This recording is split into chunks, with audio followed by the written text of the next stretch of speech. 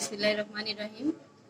Bengali medium high স্কুলের পঞ্চম শ্রেণীর শিক্ষার্থীবৃন্দ সবাইকে জানাচ্ছি আন্তরিক শুভেচ্ছা। আজ আমি তোমাদের বিজ্ঞান বিষয়ে 11 অধ্যায় আবহাওয়া জলবায়ু সম্পর্কে আলোচনা করব। তো শিক্ষার্থী বন্ধুরা, ক্লাস করার শুরুতে তোমরা তোমাদের পাঠ্য বই সাথে নিয়ে বসো। তো আজকে আমাদের পাঠের বিষয় আবহাওয়া ও জলবায়ু। আমরা প্রথমে আবহাওয়ার সংজ্ঞাটা জেনে নিই। আবহাওয়া হলো কোনো নির্দিষ্ট সময়ে কোনো নির্দিষ্ট স্থানের আকাশ ও বায়ুমণ্ডলের সামগ্রিক অবস্থাই হলো আবহাওয়া। এবার জানি জলবায়ু। জলবায়ু হলো কোনো স্থানের বহু বছরের আবহাওয়ার গড় অবস্থা। অর্থাৎ আবহাওয়া বলতে আমরা দৈনন্দিন অবস্থা বোঝাই বায়ুমণ্ডলের, আর জলবায়ু হলো আবহাওয়ার গড় অবস্থা। শিক্ষার্থী বন্ধুরা, তোমরা এখন আবহাওয়া জলবায়ুর সংজ্ঞা জেনেছো। এই আবহাওয়া ও জলবায়ুর মধ্যে কিন্তু একটা সম্পর্ক আছে। সেই সম্পর্কটা আমরা একটু জেনে নিই। আমরা সংজ্ঞায় জেনেছি যে নির্দিষ্ট স্থানের আকাশ ও বায়ুমণ্ডলের সাময়িক অবস্থা হলো আবহাওয়া, এবং বহু বছরের আবহাওয়ার গড় অবস্থা হলো জলবায়ু। এখন আবহাওয়ার উপরে কিন্তু জলবায়ু নির্ভর করে, এটা একটা সম্পর্ক। আবার আমরা যদি এই সম্পর্কে আসি, আবহাওয়া পরিবর্তনের যে ধারা, তাই হলো জলবায়ুর পরিমাপক। অর্থাৎ আবহাওয়া যখন পরিবর্তন হয়, আমাদের দৈনন্দিন তাপমাত্রা, আর্দ্রতা, বায়ুপ্রবাহ, বৃষ্টিপাত এগুলো কিন্তু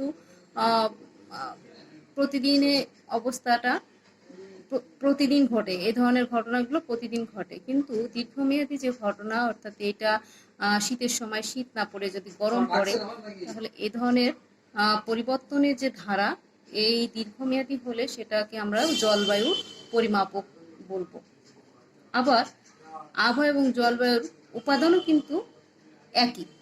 সেগুলো কি হলো? আবহাওয়া এবং জলবায়ুর যে উপাদান, সেগুলো হলো তাপমাত্রা, আর্দ্রতা, বায়ু প্রবাহ, মেঘ, বৃষ্টিপাত এবং বায়ুচাপ। এটা আবহাওয়ারও যেরকম উপাদান, জলবায়ুর উপাদান, এরা পরস্পরের সাথে সম্পর্কিত। আবার অন্যদিকে আমরা বলতে পারি আবহাওয়া হলো কোনো স্থানের আকাশ ও বায়ুমণ্ডলের সাময়িক অবস্থা, আর জলবায়ু হলো কোনো স্থানের বহু বছরের আবহাওয়ার সামগ্রিক অবস্থা। আবহাওয়া কিন্তু পরিবর্তন অনেক দ্রুত হয়, কিন্তু জলবায়ু পরিবর্তন হয় অনেক ধীরে ধীরে। তো শিক্ষার্থী বন্ধুরা, এখান থেকে আবহাওয়া জলবায়ুর সম্পর্ক আমি একটু বললাম। তোমরা বইয়ের থেকে আবহাওয়া জলবায়ুর সম্পর্ক পড়বে, এবং এই সম্পর্ক যদি তুমি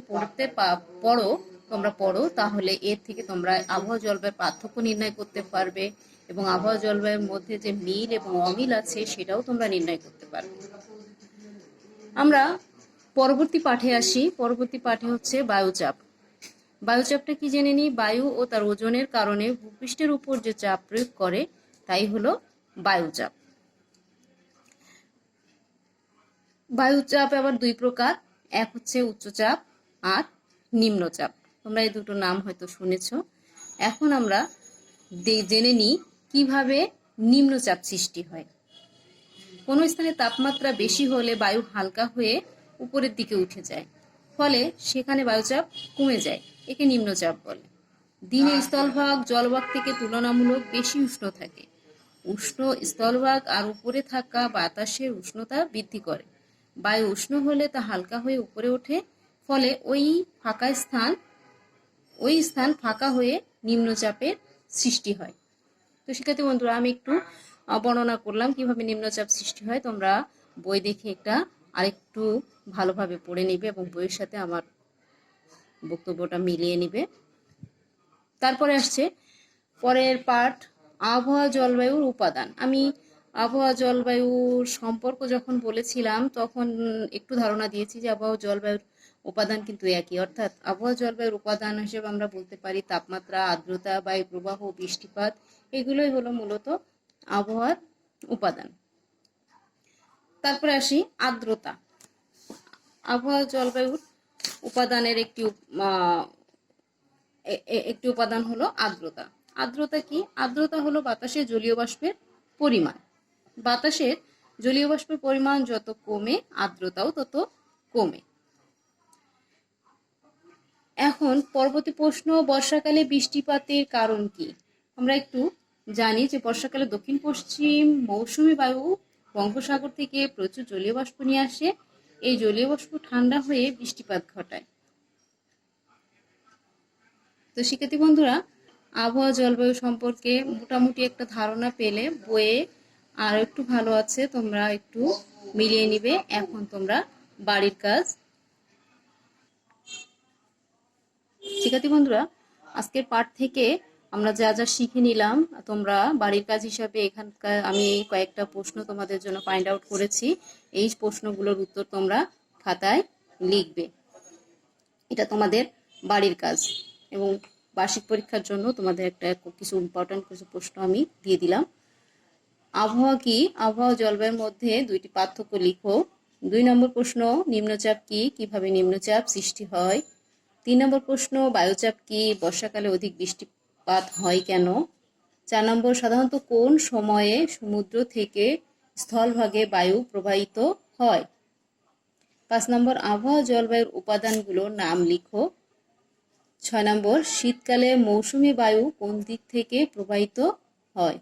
তো শিক্ষার্থী বন্ধুরা, তোমরা আজকের বাড়ির কাজগুলো করবে এবং পড়াটা আরেকটু ভালো করে পড়বে।